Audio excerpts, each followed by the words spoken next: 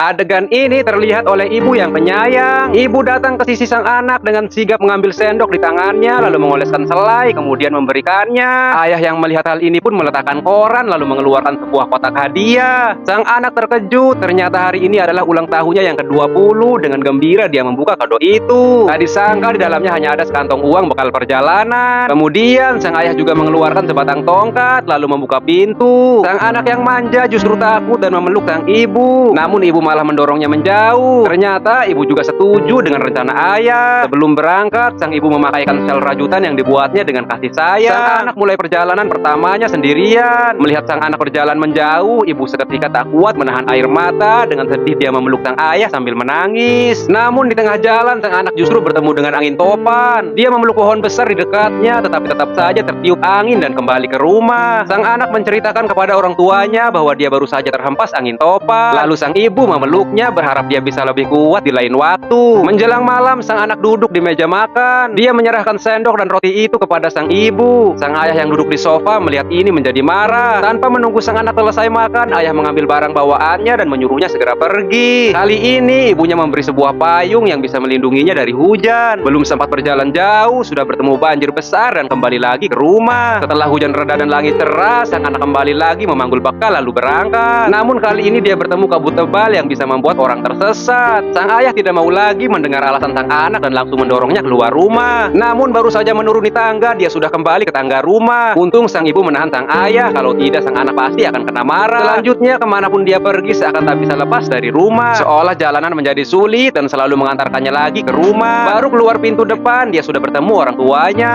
Terhisap oleh UFO, muncul di lemari pakaian. Melompat ke danau, muncul di akuarium. Sang ayah pusing memikirkan kelakuan sang anak. Sampai suatu hari, ibu tiba-tiba kena serangan jantung dan meninggal dunia. Mereka harus berani menerima kenyataan ini. Sang ayah memberikan dasi kepada sang anak. Si anak yang selalu manja tidak tahu cara pakainya. Sang ayah hanya menggeleng kepala lalu berjalan keluar. Sang anak pun terpaksa mengaitkan dasi itu sendiri sebisanya. Setelah mereka mengantar ibu untuk terakhir kalinya, hidup kembali seperti biasa. Sang anak duduk di meja memandangi roti sambil melamun, lalu melihat ke arah yang biasa ditempati ibu saat makan. Sang ayah tidak mau memanjakannya. Kali ini sang anak akhirnya mengerti bahwa dia harus mandiri, dia mengoleskannya sendiri. Melihat itu, sang ayah merasa sangat bangga. Kemudian dia membawa tas bekal berjalan ke arah sang anak dan menepuk pundaknya. Kali ini saat pergi, ayah tidak banyak bicara. Sang anak memeluk ayahnya dengan erat. Ayah melambaikan tangan mengantar anaknya pergi. Kini rumah itu benar-benar hanya tersisa ayah seorang diri. Seringkali dia melihat ke jendela dan mengingat bayangan sang anak saat pergi. Sayangnya sang ibu sudah tidak bisa lagi melihat anaknya yang kini telah mampu berdiri hidup mandiri. Yang sayang kedua orang tua tekan suka dan tulis semoga kedua orang tua diberi sehat dan masuk surga.